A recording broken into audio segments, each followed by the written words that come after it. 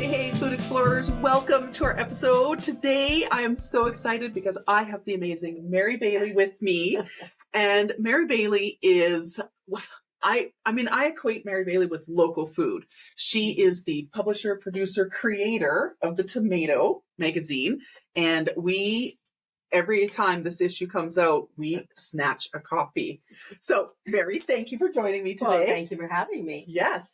And so I wanted to kind of do a little bit of a history of the Tomato. And, you know, it really is the longest standing publication of its kind in Edmonton, isn't it? Well, it's really the only kind of publication. It's the only, there's lots of magazines in Edmonton, but it's the only food magazine. Yes. I mean, there's not that many food magazines left, to be honest, right across the country or in the States, but we're still hanging in there. I love it. Yeah. And when you originally started it, what was sort of the prompt to kind of say, you know what, we need food and drink represented in publication? Well, funnily enough, I was in the wine business. I was part owner of a wine shop, and I'd worked in a wine shop when I'm talking the 90s. So that's when we first started to have independent alcohol retailers, and my love was wine. And I remember seeing the city palette in Calgary thinking, oh my God, I wish we had this in Edmonton, because I would definitely advertise in it, because trying to find a place when you're a small business, it's a niche market, you're not going to do billboards. You don't have that kind of money. Mm-hmm. It was very difficult. And this is pre-social media. So there was really no way to get the word out except for advertising. And, it just really didn't work very well. So when that project kind of fell apart, I thought, I really like the city palette, and I'd like to do something like that in Edmonton. So I went to them. I said, hi, I'd like to do this with you. I know nothing about magazines. Mm-hmm. Yes, I write, but I know nothing about magazines. So could I partner with you? So we partnered for 3 years together. Okay. So that was 1996 to 1999. And then we signed an agreement where I would pay them a royalty for the name. So I just still called it City Palette. Okay. But, after a while, it was pretty obvious that, we needed our own name. People still sort of thought we were part of the Calgary operation, which of course they did, and we also thought we would share a lot more content than we did. And we didn't really share anything, but we kind of assumed we would, but we never actually did too much stuff. We were still, two standalone different outfits. Okay. So in 2010, we rebranded. We just said, okay, we're going to call ourselves something different.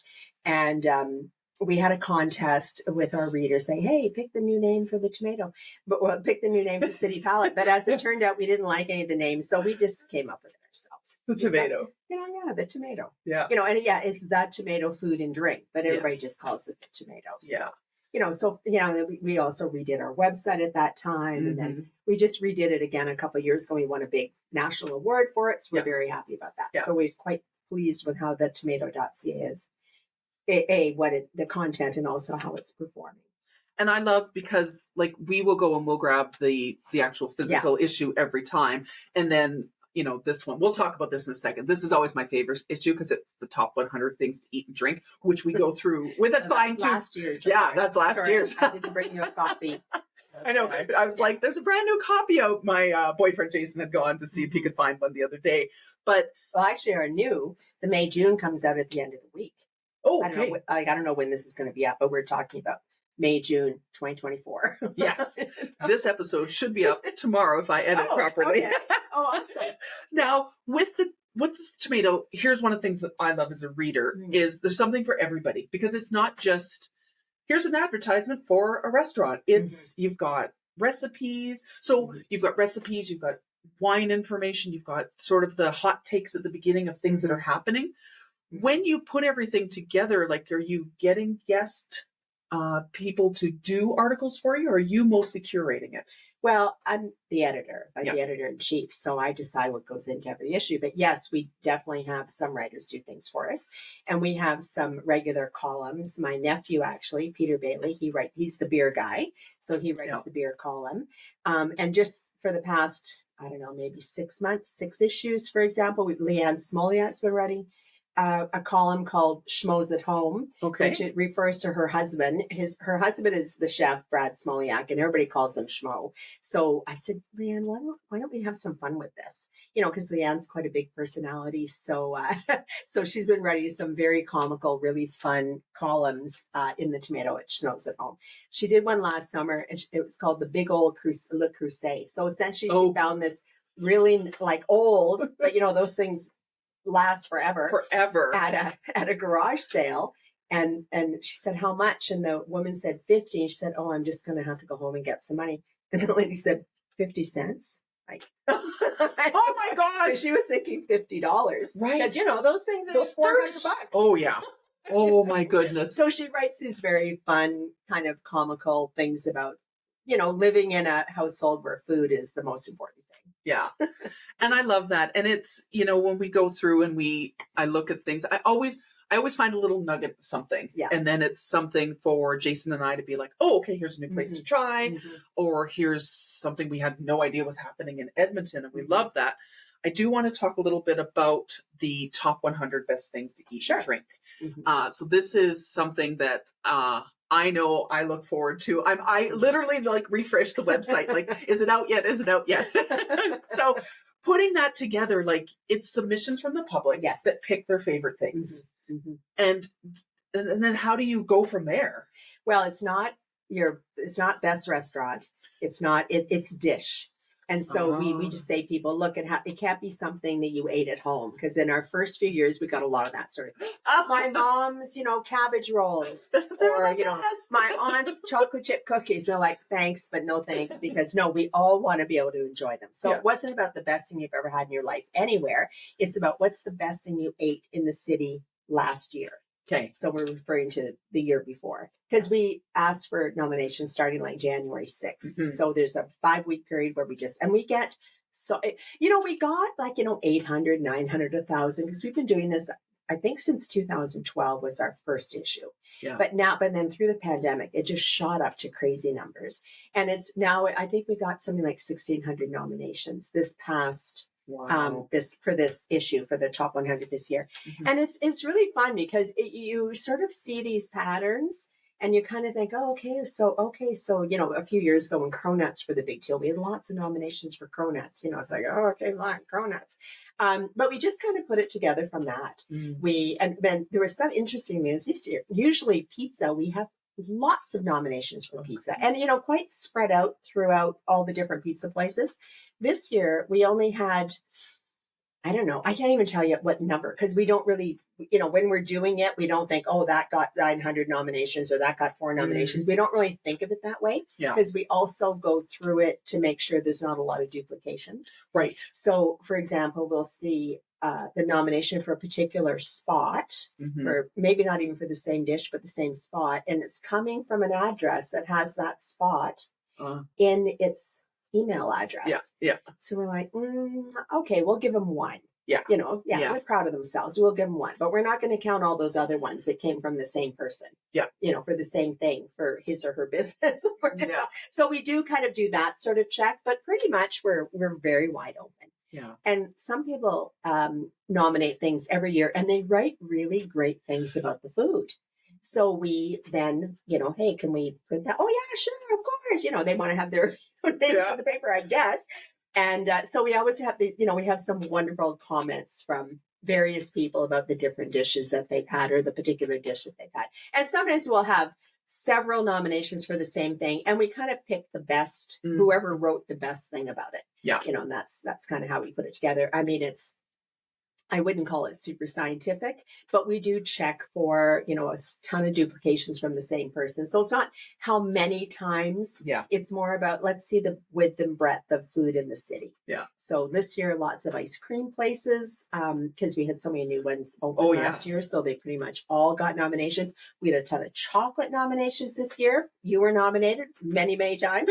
And that's I think the first we've had that many chocolate nominations, or that many. Usually ice cream, it's like 2 different places, and that's it. It's Kind and maybe somebody else. This year, everybody got nominations. Yeah. But getting back to the pizza, we had very few pizza nominations. We're kind of like, what's going on? How come there's no pizza nominations? So, you just sort of, I don't know. People, I think, don't want to nominate the same thing either. If they nominated, let's say, some, who got nominated this year? Okay, Rosso, Hido, and Birch and Bear were nominated. Now, Birch and Bear, you can also get at a brewery, so that probably helped with them, but nothing for Seps, for example. I'm like, what? No nominations for Seps?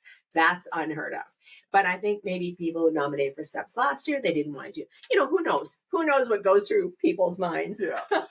And it's so funny because usually we put out to our customers and say, hey, everybody, could you nominate us? And I don't know what happened in January this year. I've talked about this on the podcast. People wanted chocolate in January and they wanted classes. And we worked all of January. And then suddenly I was like, oh my gosh, we missed the nominations. And then we got the email saying we've been nominated. We were in. And I was like, I love my customers because they went in and they did it. But people especially, food is it's a tough mother. Let's just put it that way. You don't make a lot of money in food. You do it because it's a wonderful place to be in. You're surrounded by wonderful people who love food. So I think, we really see this change. We saw this change, I should say, during the pandemic. There was such an outpouring of good feelings and people actually saying, I was saying, go to the restaurant in your neighborhood. If you want to see that survive this pandemic, go there. Go to the places. Don't go to the fast food. They're going to survive no matter what. Go to those little places that your life would be less if they weren't there. And I don't know if it was just the right timing or lots of people were saying that. I mean, we've been saying that for almost 30 years, but it seemed to click. And all of a sudden people are really like, oh no, I want to support my local, whatever, whether it's their local chocolatier or the local pizza place or the guy who grows vegetables. I mean, we had really great nominations this year for kale from Lacombe, sundogs, carrots, and a few other things, fresh chicken from Sunworks. I mean, beautiful things like that. And that makes me, because we're not just about restaurants. Yeah. And we want people to understand that food is a lot bigger than just what you're going to get at the local restaurant or any restaurant. It's about the farms. It's about the merchants. It's about the butchers. It's about the bakers. It's all about that stuff. And it changes things for people too, because we had our favorite bakery is Farmhouse Bakery. Oh yeah, and so in Bountiful, right? So we eat at Farmhouse Bakery every week as well. Jason said he's not going to do bread in May, and I'm like, okay, whatever you want to do. But they last year got their carrot cake was in. We had nominated it. Yeah, they had a lot of nominations last year, and I don't think this year they had one. Yeah, which is very odd. It's so weird But they're so sweet because they're a family. And so what they did was after they got nominated and they were in there for their carrot cake, they went and bought a cooler so that they could have things like carrot cake all the time because they were like, well, obviously people love this. And I just love that innovation of them saying, okay, that's what people want and continuing. And it can really, it can give people such a good boost and really make them feel like, oh, I do have to tell you a funny story because La Boule, which was oh God, I love La Boule. I still miss La Boule. I miss La Boule. So much. It was a bakery, and I used to eat their chocolate hazelnut croissant. Oh, it was so good. A lot. Yeah. And so I had nominated the one year. And I went into La Boule the one day, and I was like, oh, what's this other item you had? And the staff member looked at me, and she goes, your chocolate hazelnut croissant. I was like, I am. And she's like, you never order anything else. And I was like, oh, I am a known entity here. Oh, I love it. Yeah. Well, I really hope Jennifer goes back into the bakery business because that was a great shop. The food was, it was amazing. Her breads were great. Her pastry was just so spot on. And she's wonderful. So I really hope, there's still not as many women in food, so whenever there is a woman in food, I'm like, yeah. Let's go there. Yes. So that's exactly what it, but hopefully they'll be back. Yeah. And so I want to talk a little bit about, you are a judge for Canadian Culinary Championships, and then the local events are called the kitchen parties. Yes. Have you been involved with that since 2007 or? I've been involved for a really long time. I don't even know exactly how long. It could be 2007. We used to move around the country. Okay. And in fact, my friend Judy Schultz was a judge, and she asked me if I would come on, and I said yes. And then the second year, Clayton Folkers, who's still a judge, but he was a pastry chef at Nate.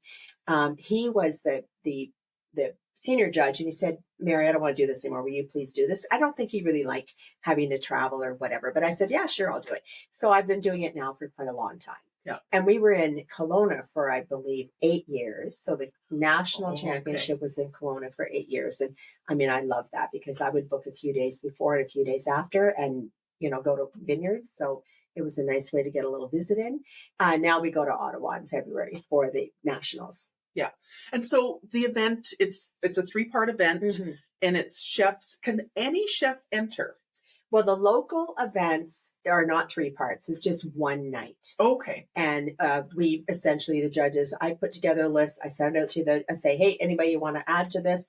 And then I send that list to like the powers that be. Okay. So the people who organize. Actually, it's a local woman named Lisa Pezine who is the sort of operating partner for this whole thing. So I sent it off to her. And we're really fortunate here at Edmonton because we always have, I mean, maybe the chefs aren't that happy about this, but we always have way more chefs than spots. There's only spots for 8 chefs, and we usually have anywhere from 12 to 15 people who say, I really want to do this. So we're very fortunate because some cities really have trouble putting together a slate. Wow. So I think we're a bit of a smaller community, and I think and a lot of chefs, maybe they've done it with another chef, they're part of the team. Now, hey, this is really fun. And I think especially for a new business, it's a great opportunity because we sell out every year here in Edmonton. And there are 500 people there ready to taste whatever you're cooking, that kind of stuff. And yes, sometimes I get hate mail because people don't like who won. So I'll hear about it that, they didn't like that person. But I mean, we're probably looking for something a little different than somebody who's got a glass of wine in his hand. They're chatting to their friends like, oh, this is really good. We're looking at things a little bit differently. And so one of the things that you kind of wrote to me about was that there's criteria. And so with the criteria, is it like weighted criteria? Or? Yes. I mean, taste is number 1. I believe it's 40 points, but taste, execution, does the pairing work? Maybe it's beer, maybe it's cocktail, maybe it's wine. What are the other ones? I think there's 5. What does it look like? Like, is it an attractive dish? And then there's one called wow factor, which is sort of where you put the points where you're not quite sure. Just, something that just brings it a cut above. But taste is always paramount. And execution, I think, is number 2, because that's really important. Yeah. It's got to be executed properly. Yeah. I mean, there have been dishes that haven't made it on the podium because, somebody was a little too heavy with the finishing salt, or, that's an execution issue where something was undercooked or something was overcooked. I mean, execution rules, in my opinion, execution rules. So it doesn't have to be a fancy dish. It just has to be really, really well put together. Yeah.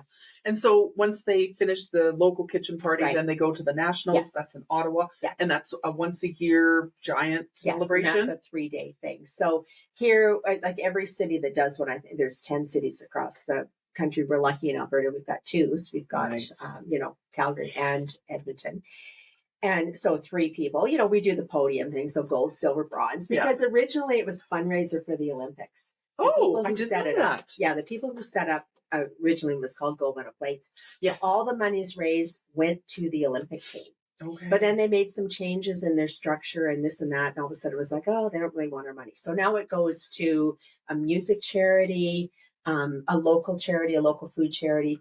E4C has been the recipient. Oh, that's a great charity. Yeah, exactly. Yeah. And then sort of a nationwide food thing. So it's a little bit different in terms of that, but hence the gold medal, bronze stuff. That all came from that Olympic connection. Yeah. And then of course, the gold person goes to Ottawa, and then it's the same thing, gold medal, bronze. So this year, I should say, a young chef who used to cook here, but now he cooks in Red Deer. His name's JP Dubladeau. He was bronze. Yes. So we're very happy about that. Yes. I saw that and I was like, go Red Deer. Yeah, I know. That's great. It was quite surprising. And it was really sweet because he had his family's in Calgary. So his entire family came to Ottawa, and, so that was really, really fun. I love that. But we've had, Eric Hansen was a bronze, was bronze. That's when we did it in Kelowna. And oh God, I can't believe this. How can I forget Serge? There's Serge right there. Yeah, Serge bronze. On the front. Yes. There he is, right there, bronze. Yeah. So, and he's now becoming a judge. I asked him to become a judge with us because he's just a great guy, and he's very pro chefs. So I like having judges like that. I love that. And I think, when we have competitions like this, it really promotes Alberta and promotes what we have, because we have amazing chefs here. You and I actually attended Terroir Symposium last year. And I did an episode, I'll put it somewhere up above. I did an episode about what I thought of terroir. Oh, great. Yeah. It wasn't super favorable. Oh. But one of my challenges was I'm looking at all of these chefs that I go and eat from every week. And I thought, gosh, I wish more of our Alberta chefs would have been represented. Like, it was fun that you brought in an Irish contingent of all these Irish people. And those are my people. However, I was a bit disappointed. And I thought, there was a missed opportunity there. For sure. Yeah. And so I looked at the schedule for this year and I was like, I'm not going to go. I think I do something else. Yeah. I don't know, because I'm not involved with Terroir. I'm just, I go. You're a guest. Well, this year I had to do that 5-hour MC with Caitlin Fulton from Range Road. I was like, okay, can we finish? And I'm like, 5 hours we were up there. That was insane. But it is a volunteer thing. But I think the concept is kind of bring people from other places to just, mix up these ideas and talk to each other. And like, they learn things from being here. We learn things from those people coming. I think that's kind of the whole concept. Yeah. I have to say, and this is just me speaking, nothing like with a tomato or me, but I always think that Edmonton chefs, always kind of get the short shrift too, especially compared to Calgary chefs. Nationally, in the national newspapers, they only talk about Calgary stuff because they don't actually have a bureau here. So they have no idea what's going on, which is the main reason I started the Tomato. I thought we don't get any local news at all. Yeah. We know about chefs in Toronto. We know about chefs in LA. We know about chefs in London. But do we know about our chefs here and our restaurants here and our food community here? Yeah. So that's why it's hyper local. Yeah.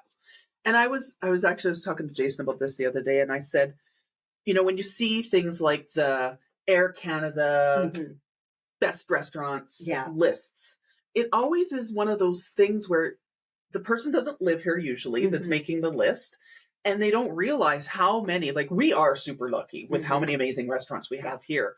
So when you're dining out, like, what are some of the things that you're looking at for dining out at a restaurant in Edmonton?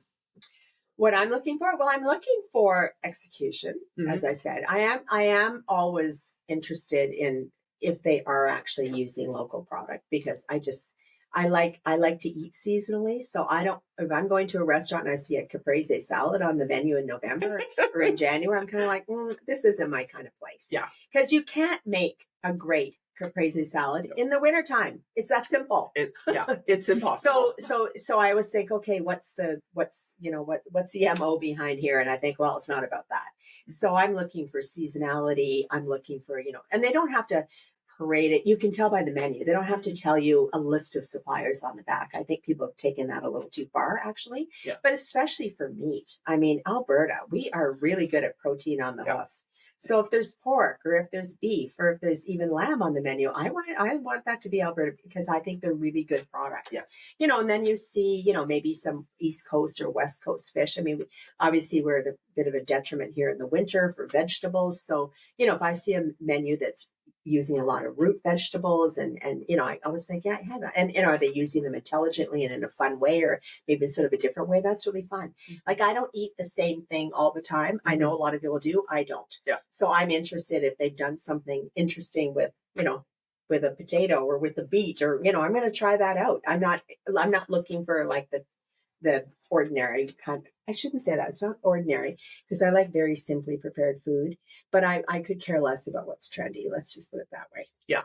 Yeah. I was watching a video from a YouTube person the other day, and she was talking about, these trending videos where they waste food. Oh yeah. Yeah. And she was like, they make me so angry. I'm like, they make me so angry too. I know, exactly. And it's not something that I'm not going to go out and eat it. Like, but I see these milkshakes piled this high and I go, What Yeah. are you doing? Yeah. Why? Who is eating the But diabetes? does anybody eat that? That's No. just for show. That's No. just for, this is a guy I follow on Instagram. And I mean, it's horrifying. It's this chef, and he's somewhere in the States. I don't even know his name. He has this really bad camera angle. So all you see are his glasses and a big nose. And he's basically looking at these videos that people put up, and then I've seen them. trash them. Yes. It's the most disgusting looking things. Everything's coming out of a can or out of a package, and people aren't wearing gloves, and they're kind of doing weird things. And and then you look at the comments, and people saying, "Is this for real, or is this just to get us excited?" And I'm really curious about that too. Because I thought, who would eat that? Yeah, like that's just nothing you want to eat. Yeah, there was a burger place that was in Edmonton. It didn't last very long. It was just off of White Avenue. What was, I can't remember what it's called, but they were doing those piled high milkshakes with the cheesecake and the cookies on top. Yeah. And Jason and I went one day and we watched 4 tables. They ordered the big giant desserts, took the pictures, and then just left it. They didn't. At least they paid for it. Yeah, they didn't even eat it. And I was just sitting there going, wow, you just took the picture and left. Well, that's the downside of social media. There's a lot of things on it that are just for clicks or just for, to horrify you or whatever. I'm horrified. That's sort of not where I'm at. And and maybe too, I'm not 20, so maybe that has something to do with it. But we've had an intern the past few months from McEwen. She's in her last year. Actually, she's just finished in communications. And I look at what she eats and I think, people are they are influenced by this stuff. Yeah. And like, so I'm just sort of gently trying to move her into a more seasonal way of eating, a less shocking to your system way of eating, a less, because you're going to pay a lot of money for that stuff. Oh, yeah. Because it's just there, in my opinion, to suck money out of your pocket. Yeah. Yeah. And I live on the north side of Edmonton, and it's very challenging for us to get any sort of thing on the north side of Edmonton. Right. It's very chain driven and very chain driven. And so now you've got some pretty good Lebanese restaurants around. Yeah. And we just got Corpus Donuts. They're the cutest little family. They just opened up. They're like not even 10 minutes from here. We have Boxcar Coffee. Yes. And I heard that, the people with artworks. Yes. Well, they have a gallery with an artist, Dana Holst, up on Fort Road, and they're opening a coffee shop. Amazing. And then also on Fort Road is Ukraine's Kitchen. Yes. Which makes exceptional food. Now, they just changed their name to Donya, which means favorite daughter. But it's the same thing. It's people who left Ukraine. This is, this is how they're figuring out their lives. Yeah. Those cabbage rolls. Oh my God, they're good. They're called Carpathian cabbage rolls. Oh, I got to get some. They're sort of this shape. I just steam them. Okay. Believe it or not, in the microwave because it's quick. And then I just eat them. Because they're with wild mushrooms. They are so delicious. Amazing. And lots of other good things too. Like, lots of great. And everything's, you can have lunch there, but the lunch is kind of basic.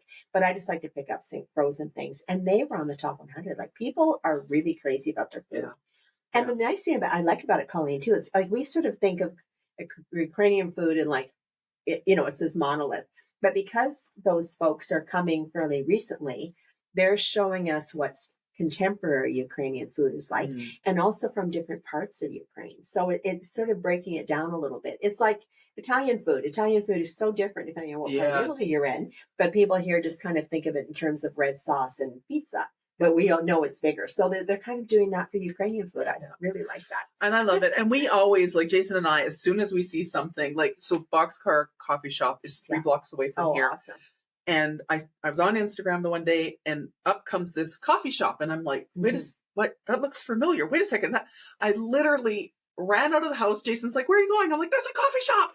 And I went and I walked in. I'm like, I'm here. And they're like, okay, weirdo. Yeah, really. And I'm like, I'm so happy. And so I'm going to go there then because I'm rarely in this part of town. Yes. So after this, I'll go over there and get something to go. A little. I'll come with you and grab a coffee. Awesome. The owners, Jesse and Antonio, just won Best Coffee Shop in Edmonton and Edify. They're so happy. They are the loveliest people.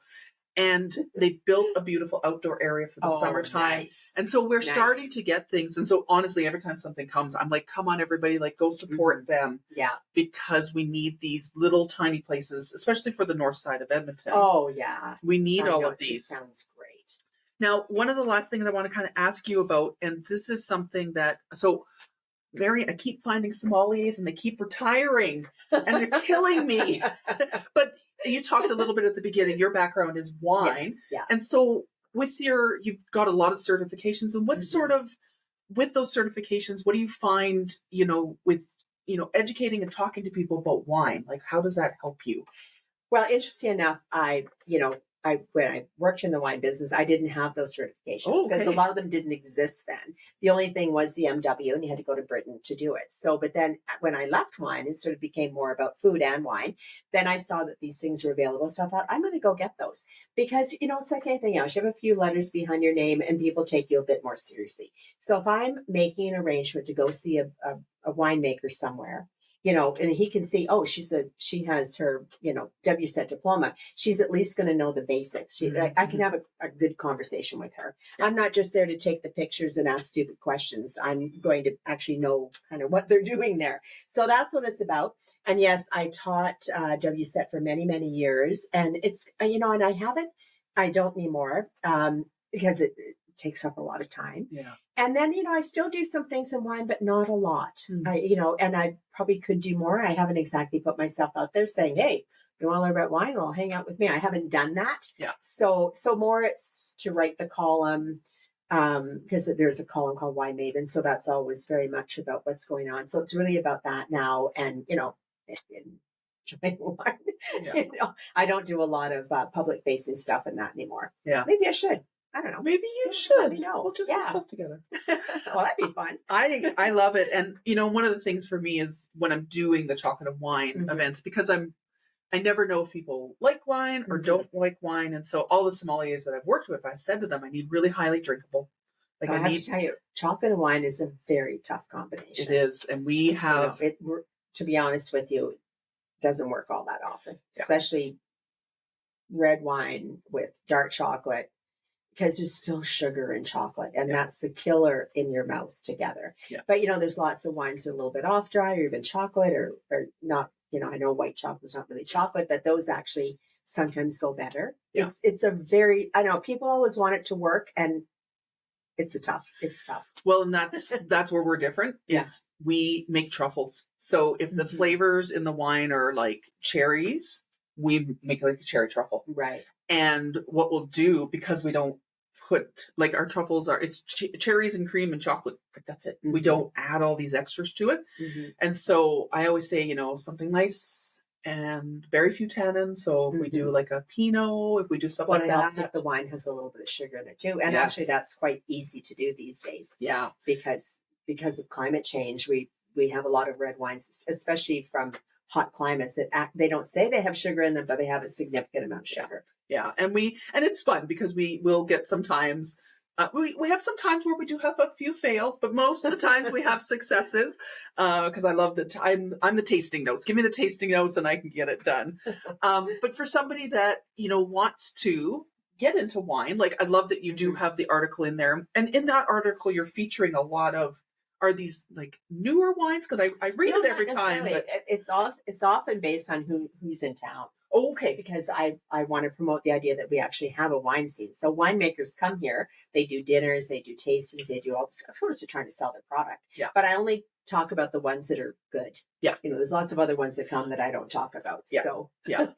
And so it's a good resource for people. Yeah. For sure. Yeah. To kind of feel. I mean, it is after the fact, but we also talk about events. We have a weekly newsletter, so we often talk about different things. And I think going to wine dinners is a lot of fun. I think it's a good way to sort of expand your palate or learn different things or figure out. And usually the wine, especially if the winemaker's there, because they always are very down to earth and just really talk about what they do. Yeah. They've got that passion. Yeah. And I used to live in Canmore. I know I don't live in Canmore anymore. I don't want to talk about it. But there was a wine store there. And that's a good wine shop in Canmore for sure. Yeah. And I would go to their wine tastings every Saturday, and I'd always find something. And then lots of shops have tons of wine, always have tasting. So, I think the best thing for people to do is stop shopping at the giant stores. Find a local store, maybe in your neighborhood. If not, go out there where where it's personalized attention. get on their mailing list, figure out what tastings they're doing, and just take it from there. Yeah. But, to walk into a superstore or to some of those larger stores, it's just a bunch of names. Yeah. Like, how are you ever going to choose something? Where you can walk into a store like Vino, for example, and just say, oh, well, this is, I like this. I kind of like this. I don't remember the name, but I've got a picture on my phone. Can you find me something like that? Yeah. And then people have to be open to trying something new too. The worst thing to do is to buy the same thing over and over and over again because you learn nothing. Yeah. Yeah. You have to, if you like, let's say you like Chardonnay, well then try 20 different Chardonnays because there's hundreds out there. Yeah. So, I don't want to spend more than 25. Well, try all of the ones on it and then try one a little bit above. And you think, oh, well, maybe now I'm going to push my budget to 28 because, people say, oh, wine's so expensive. Well, don't drink 3 bottles. Drink one. Good one. Don't drink 3 bottles. Spend the 25 or 30 and just really enjoy that. And, and ask them, what do you think this will go with? And if you're not happy with the answers you're getting, then find a different shop or find a different person in that shop because they're not all the same. No, of course. I've had great success with Color de Vino and going in fantastic. There. Yeah. And they're super knowledgeable staff. And I like when I go into a place like that because I personally don't know much about wine. I know what I like. I know what I don't like. I am willing to try other things. But with them, they can really break down. Yeah. And even... Colleen, I do the same thing. If I go into a shop that I'm not familiar with, I always find somebody and ask them. Because, I want to kind of know if they know what they're talking about. And I can tell. But I also kind of, they know their stock way better than I do. So, and same in a restaurant. I'll say, oh, what do you recommend with this dish? I'll ask the server. Yeah. And it's getting better. Especially at good, at a high quality restaurant. I wouldn't suggest doing that at an Earl's or any other kind of chain because their wines are all chosen corporately and, chosen more to make the money than to actually go with the food and also kind of chosen on a more casual basis. But I'll often just ask because, hey, I'm there with my friends. I want to talk. I don't want to be buried in the wine list for 20 minutes. Yeah. I'll just ask them. Yeah. I'll say, okay, no more than this amount. It's got to work with these dishes. Like, give us some ideas. Bring 3 bottles to the table. Yeah. That's a great thing to do in a restaurant. Oh. And if somebody is not happy with you for doing that, don't go back because, that's the whole point. That's how you create, beautiful momentum and beautiful. Yeah. And I was actually just, when you said that, I was like, I have been to restaurants where they're like, I could bring you a sample of that because, for me, if I want a Riesling, I made a sugar. I want it to be a sweet Riesling. Sure. And a lot on wine lists are often very dry. Yeah. Yeah. And I mean, I just ask for the bottles generally because I probably know the wine, but also, if they're offering samples. And those are the kind of restaurants I like to go that maybe have 4 or 5 or 6 different wines by the glass. Yeah. So you're not hemmed into 2 choices. Yes. And I like a fairly short list too, because if it's too long, I think, how much of this is even available? And you can sort of, I can tell the style of the restaurant by the wine list. And if it matches, like, for example, Range Road just won a big, big award at the Vancouver Wine Fest for their wine list. Amazing. And it's a spectacular list. They've got lots of like sort of less well-known wines. They've got some good vintages, like not just necessarily what was just came on the market this year, but what was available. They, it really works with their food. It's mostly Canadian, but not all Canadian because, their food, it just works with their food. So, when you find a place like that, that's worth saving up for and going. Yeah. So I think don't go out 3 times a week. Go out twice a month to somewhere good. Yeah. And, I know it's a bit of a sticker shock going, oh, the bill's $200, but you've spent that. By going to picking up, skip the dishes or going here for pizza, you've spent that in a month or probably more. Yeah. So I'm just suggesting people spend it somewhere good and cook the rest of the time. Yeah. And I think it's a challenge because, if we look at now, like to open up a restaurant. Brave. Honestly, brave or deluded. Brave or deluded, honestly. One of the two. Yeah. Or both. Yeah. And I think, we've seen, I literally every week I look to see who's closing. I know it's very, and some of them are very fast. They're like, hey, it's Thursday. Tomorrow's our last day. It's like, what? I don't have time to get there and say bye. We're still, the upheaval from the pandemic is going to be with us for a while still because people have taken on debt. Yes. They, if they had a good landlord, maybe they survived, or they had a bad landlord, they probably didn't. So many factors come into that. And restaurants don't make much money. People look at the price, go, oh my God, they must be making a fortune. No, The amount of staff. No. And, and cost this, of goods. Yeah. And this new thing where people make multiple reservations and then only show up to one of them, that is killing restaurants. Yeah. So please don't do that. Don't do that. don't do that at Paul Schufeld's restaurant, because he'll tweet at you and you will be tweeted at. I deserve to be tweeted at. But yeah, I've had so many restaurants. We did an article on it actually last year. So it's just getting insane. Because even if they check, even the day before, they've still prepped for that. They've got staff for that. They've bought the food. You have to give them like 4 days notice really to make any difference. Yeah. So don't make multiple reservations, please. No. And I think it's, we want these local restaurants to survive because we want to see, I love the entrepreneurship of these people. Nobody opens a restaurant to open a bad restaurant. Nobody opens a restaurant to create bad food. It's people doing what they love. And yes, I want to support that. Yeah. And we go out, like I said, we go out a lot to all the little tiny places. That's what we love. So I think that is such a perfect place to end our interview today. Thank you for coming. Well, you're welcome. Thank you for having me. This is wonderful. So for all of our food explorers out there, wherever you are, morning, evening, or afternoon, please make sure you subscribe and share with your friends. Thank you to Mary Bailey of the Tomato for coming to see me today. Have a wonderful day, everyone. Thanks.